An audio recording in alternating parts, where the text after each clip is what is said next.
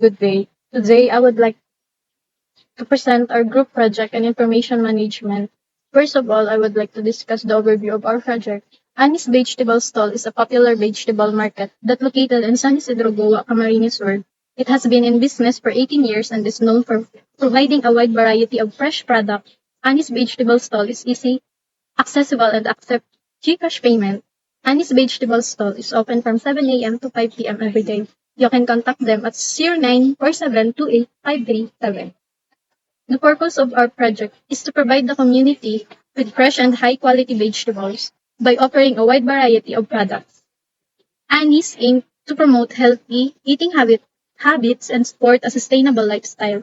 The stall is committed to sourcing its product from local farmers and suppliers, ensuring that customers have access to fresh, seasonal, and locally grown products. The importance of our project is lies on its contribution to the overall well-being of the community. By offering fresh and nutritious vegetables, the stall encourages people to incorporate more healthy options into their diets. This promotes better health outcomes, including improved immune function, increased energy levels, and reduced risk of chronic diseases. Why did you choose it? To help the stall improve the accessibility of each product, to promote the healthy eating habits, to help manage the quality and quantity of shelf of the products. A short discussion of our EDM or PDMs. The entity relationship diagram or ERD of vegetable stall would visually represent the various entities and relationships involved in the function of the vegetable stall.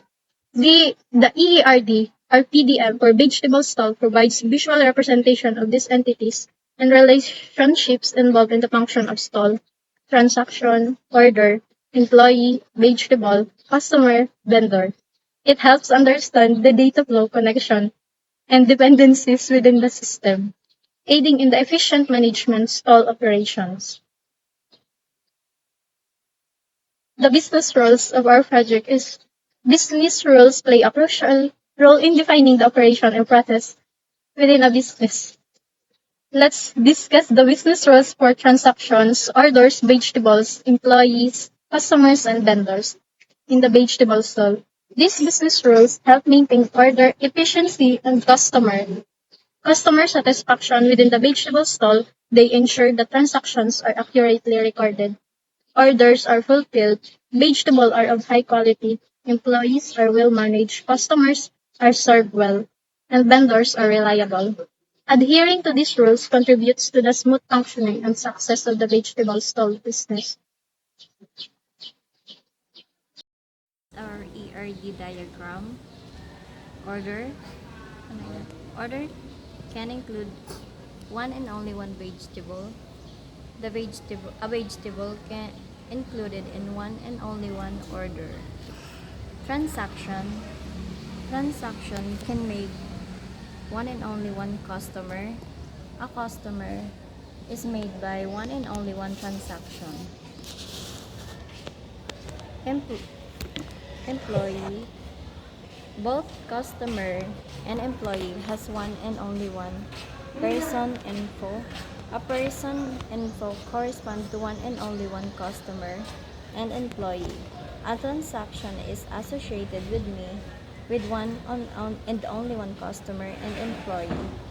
An employee is associated with one or more or many transactions. A customer can make one and only one transaction.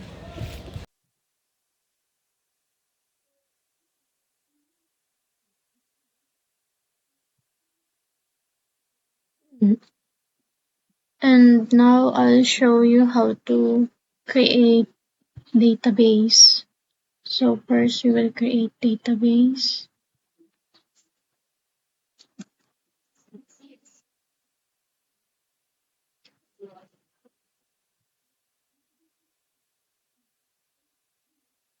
Yung name po ng database namin is vegetable.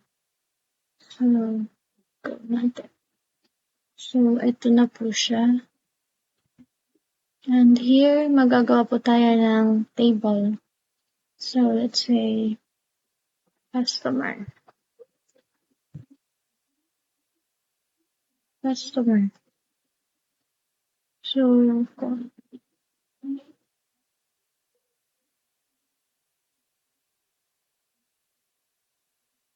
create table customer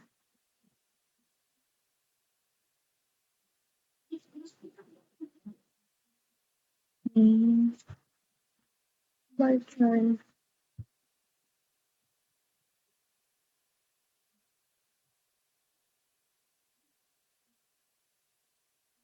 email virtual, let's say 30. So, yung address, barter pa din po siya. Let's say 40. Yung contact number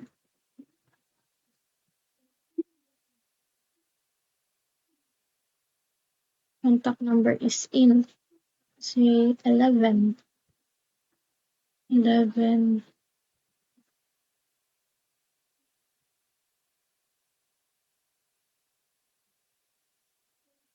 So, gawan po natin siya ng primary. Customer ID. Customer ID. Customer ID. Int. Not null. Primary key. Or increment. So, ito po. So, makikita niyo naman po na nakagawa po tayo ng table na name is customer. So, ito po. Ito na siya. And ito. Ito na po. So, maglalagay tayo ngayon ng values. Let's insert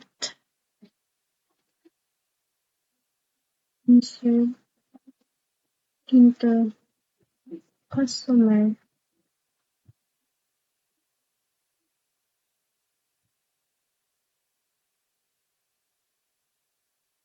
name, email, address, and contact number.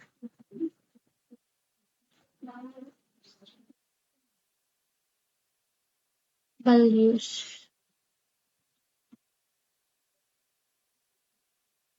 So, let's say yung name niya is Ana. Email niya is Ana at gmail.com.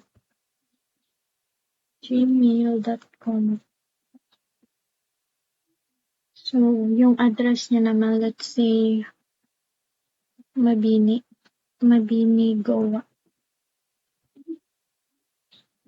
So, yung cellphone number niya is 787698.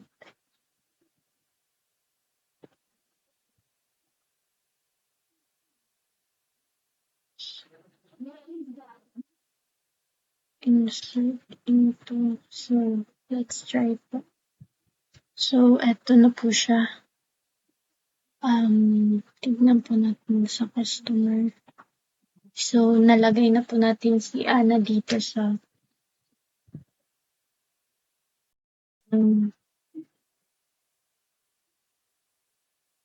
values. Let's say, Borja. And contact number niya is 4543. So, ito na po. Subukan natin. So, ito po, nadagdag po siya. Sa customer po. Si Angeli ang customer ID niya is 2. Email address niya is angeli@gmail.com. Address niya naman is Borja. Contact number niya is 453632. So, let's create another po.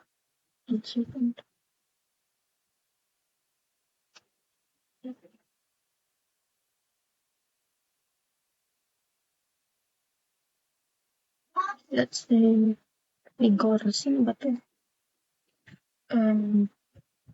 Email niya is rigor@gmail.com. So, yung address niya po is from Goa. From Goa. Yung contact number niya is 454537. So, let's try.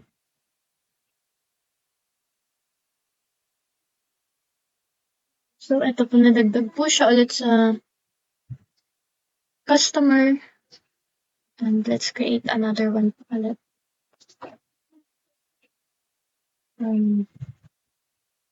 Alfred. Example lang po ito. Email is alfred@gmail.com. gmail.com. Yung address niya po is Tambal. So, contact number niya is 3456227.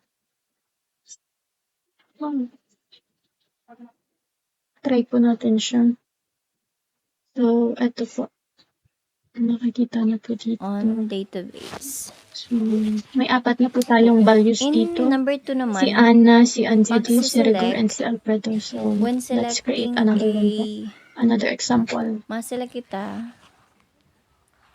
select, ito po yung it is used to select data from a database. Syntax for select, Yung email niya po is ang ginamit ko po is Albert.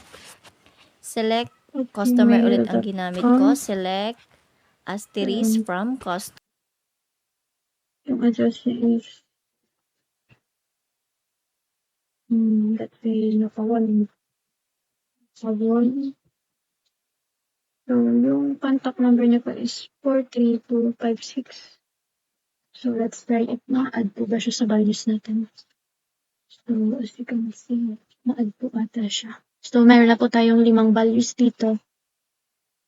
So, let's try select.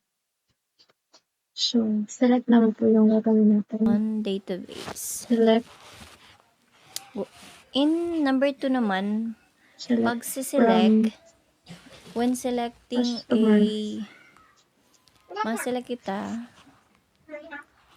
select, ito po yung it is used to select data from a database. Syntax for select, let's say, ang ginamit ko po is select customer ulit ang ginamit ko. Select asterisk from ito customer. Po yung iti-delete.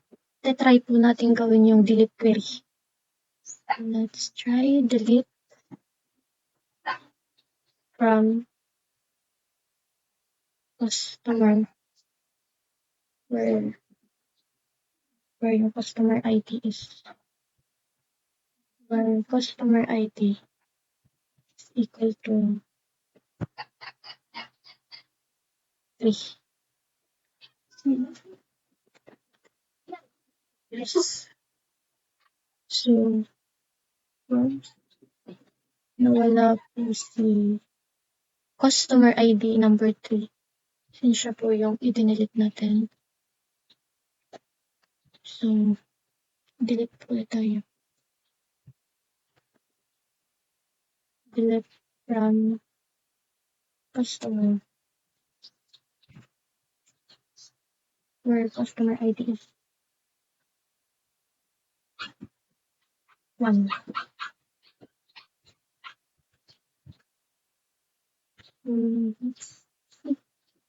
Ilan na yun? 1. 1 and 3.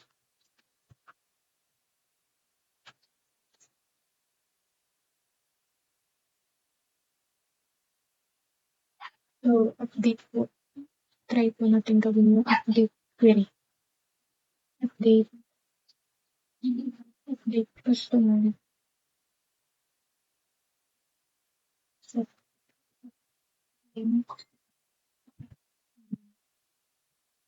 For example, ito, internet business. Ito, at gmail.com. So, yung address ko is address. Dalayan.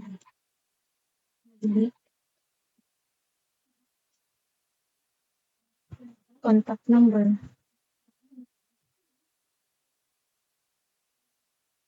Contact number is 2345678. Where po ang customer ID is customer customer customer ID is 2.